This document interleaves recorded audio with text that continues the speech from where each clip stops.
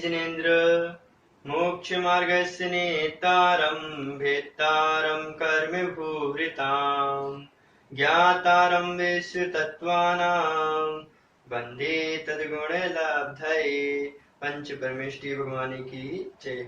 इस 6वें अध्याय में आश्रय तत्व का वर्णन कल की अंतिम क्लास में हमने बहुत अच्छी से आपको बताया कि ज्ञानावरण और दर्शनावरण कर्म के आश्रय किन किन कारणों से होते हैं।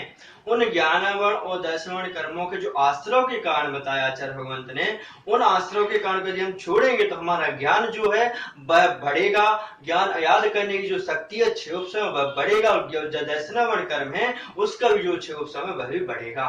उन कारणों से हम बचना चाहिए। जो मैंने आपको सटीक बातें कल बताई थी, जो 18 मिनट की क्लास थी, उस क्लास को बहुत अच्छे से देखें और अपनी जो क्रिया है उसके अनुरूप करें, तो आपका ज्ञान डेफिनेटली 100% वह जो है 6 उपसम को प्राप्त होगा।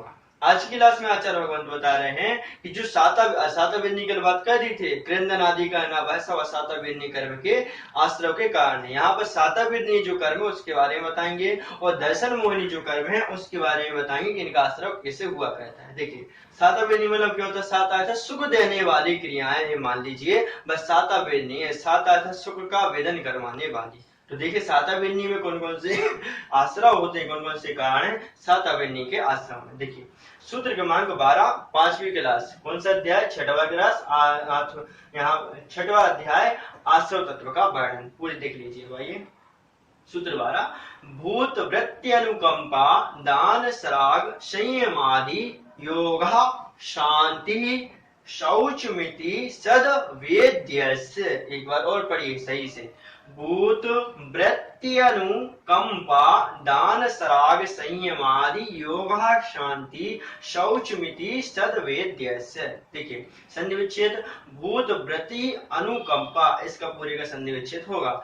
और संयम आदि योग, तो देखिए संयम आदि यहाँ पे यण संधि होगी। शौचमिति सद्वेद्यस्य, तो इसकी संधि विच्छेद करते हैं शौचम इति सद का जो दा है इसका ता हो जाएगा, तो शब्द बनेगा सत, और वेद्यस्य। इस प्रकार से ये सभी सत वेद्यस्य सातावेदनीय कर्म के आश्रय हुआ करते हैं। कौन कौन से? भूत वृत्ति अनुकंपा, भूत अनुकंपा, भूत जीवों पर अनुकंपा करना, वृत्ति अनुकंपा, वृत्तियों पे अनुकंपा करना, दान दान देना, सराग संयम, यहाँ पूरा शब्द बनेगा सराग संयम आदि, योग योग भी, शांति और शौचम शौच, सद इति अर्थात यह सभी सदवेद्य से सातावेदनीय कर्म के आश्रय होते हैं, सुख देने वाले कर्मों का आश्रय किया करते हैं। अब इन सब का पहले आप यहाँ पर जो अर्थ रहेगा उसको समझ लीजिए, उसके बाद हम एक बात के लिए आपको समझाएंगे। देखिए अर्थ भूत वृत्ति अनुकंपा, यहाँ पे भूत वृत्ति अनुकंपा निकलेगा। दान सराग संयम योग शांति और शौच तथा संयम संयम अकाम निजरा बाल तप अरहत भक्ति और वृत्ति आदि सातावेदनीय कर्म के आश्रय के कारण हैं। ये जो सातावेदनीय कर्म का आश्रय हम होता है, हमें जो सुख की अनुभूति हो रही है, ये हमने कभी पूर्व जन्म में पूर्व समय में सातावेदनीय कर्म का आश्रय किया था। अब आचार्य भगवंत कह रहे हैं जो आश्रय हमने किया था वो किन कारणों से किया था, हमने ऐसा कौन सा कार्य किया है जो हमें इस समय पे हमें साता सुख का हमें अनुबंध हो रहा है, वेदन हो रहा है। तो देखिए उनके कारण बता रहे हैं। भूत वृत्ति अनुकंपा, भूत अनुकंपा वृत्ति अनुकंपा, अनुकंपा दोनों में लगा लेना है। जो यहाँ पर शब्द लिखे भूत अनुकंपा वृत्ति अनुकंपा। भूत अनुकंपा प्राणी मात्र पे जनरल रूप से जितने भी जीव हैं, 1 इंद्रिय से लेकर 5 इंद्रिय तक के सभी जीवों पे अनुकंपा का भाव रखना, ये भी सातावेदनी कर्म का आश्रय हो। वृत्ति अनुकंपा, वृत्ति में दोनों वृत्ति आ जाएंगे, देश वृत्ति और जो सकल वृत्ति महावृत्ति महाराज हैं, उन दोनों पे क्या करना? अनुकंपा का भाव धरना। तो ये क्या हो जाता है? सातावेदनी कर्म का आश्रय होता है। इसमें बीच में आप ये समझ लीजिए, यहाँ पे आचार्य विद्या शर्मा जी कहते हैं सूत्र के लिए जो वृत्ति अनुकंपा है, वृत्तियों पे अनुकंपा थोड़ा सा ठीक नहीं लगता, प्रॉपर बात नहीं बनती, इसलिए आचार्य भगवंत कहते हैं ये सम्मानजनक नहीं लगता है। वृत्तियों को तो दान दिया जाता है, इसलिए वो आचार्य कहते हैं विद्या शर्मा भूत अनुकंपा वृत्ति दान, वृत्तियों को दान देना सातावेदनीय कर्म का आश्रय। आचार्य गुरुवर विद्याशर महाराज जी का ऐसा इस सूत्र का इस शब्द का व्याख्यान हुआ करता कि वह कहते हैं कि वृत्ति अनुकंपा, वृत्तियों को वृत्ति दान, वृत्तियों को दान देना सातावेदनीय कर्म का आश्रय हुआ करता है। ठीक है, वैसे ऐसे दोनों अर्थ लगा सकते हैं।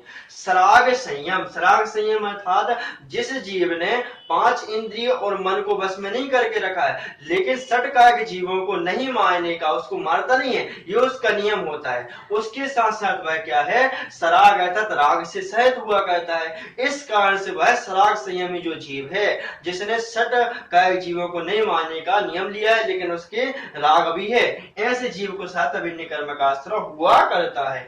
योगा, योग अर्थात जो मन वचन काया की चपलता है उसको योग कहते हैं, योग के द्वारा भी होता है। और यहाँ पर विशेष रूप से लेना है, इन सभी कारणों की योग से, योग रूप से सातविन्य कर्म का आश्रय हुआ करता है। योग से हम लेते हैं मन वचन काया की चपलता है, तो शुभ सफलता होगी तो सातविन्य कर्म का आश्रय होगा, ऐसे भी अर्थ हम ग्रहण कर सकते हैं।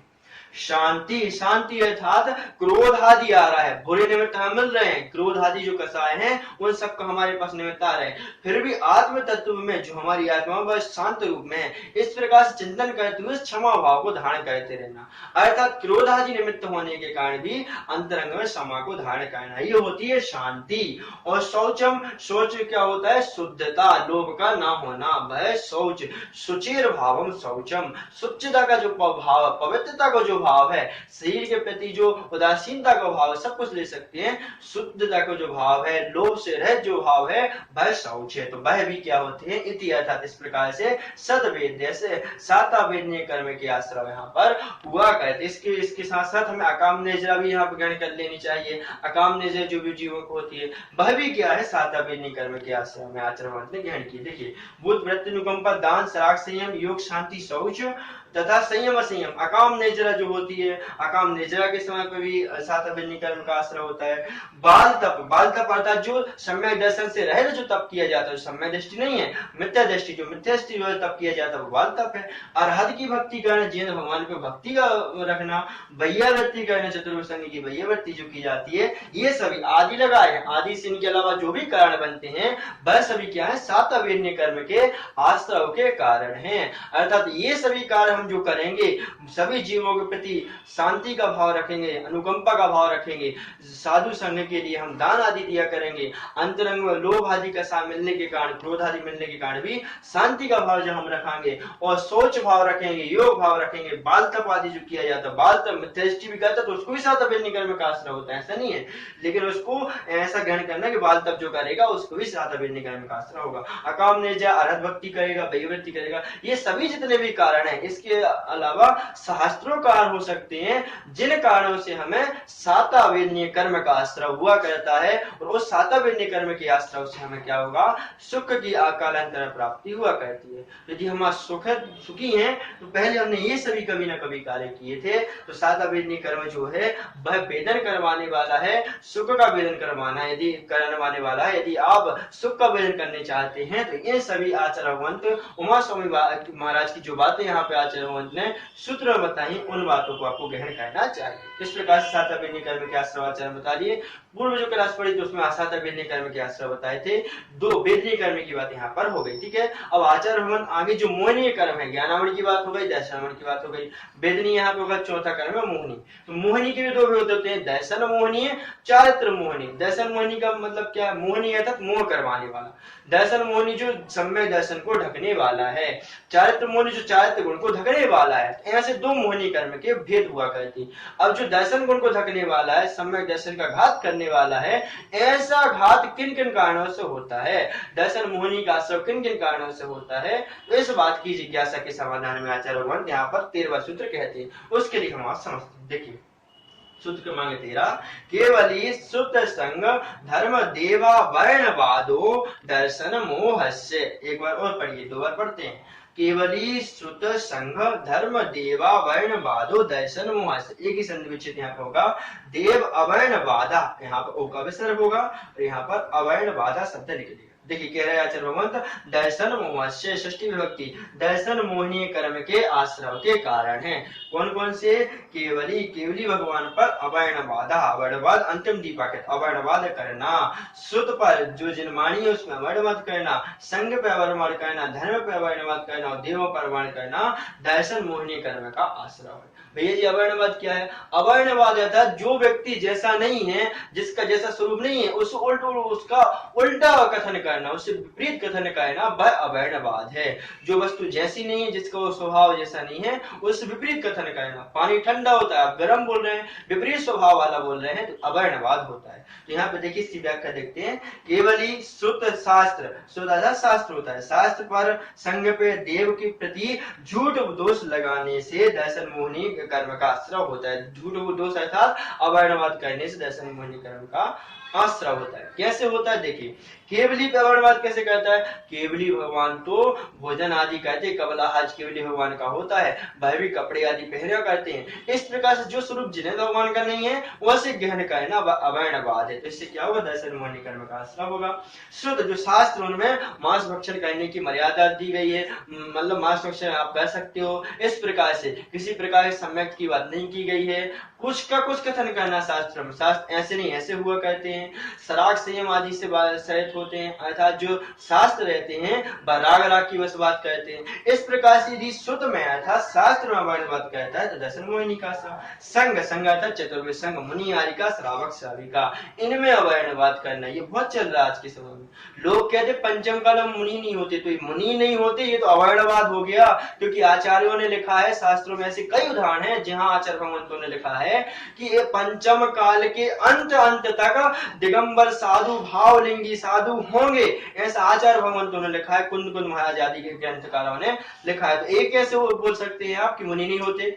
ऐसा यदि आप कह रहे हैं कि मुनि नहीं होते, इस प्रकार से यदि आप कथन कर रहे हैं, तो यह संघ के प्रति देव शास्त्र जो मुनि आदि का श्रावक श्राविका उनके प्रति अवर्णवाद है। अवर्णवाद करोगे तो दर्शन मोहिनी कर्म का आश्रय होगा ही होगा। दर्शन मोहिनी का आश्रय अर्थात मिथ्या, तो मिथ्या दृष्टि पना हो जाना। इस प्रकार से जो भी जीव इस संघ पर अवर्णवाद करता है, जो कहता है कि मुनि नहीं होते पंचम काल में, जो मुनियों को मानने वाले नहीं, उनके विरोध करने वाले होते हैं, कोई अजैनी व्यक्ति यदि निकल जाए तो वह भी मुनियों को नमस्कार कर लेता है, लेकिन कुछ लोग ऐसे होते हैं जो मुनियों को नमस्कार देखते भी नहीं है। तो यदि ऐसा यदि गुणगान करते हैं, सीधी क्रिया करते हैं, तो वह मिथ्यात्व का कारण दर्शन मोह से मिथ्या दृष्टि वह जीव है।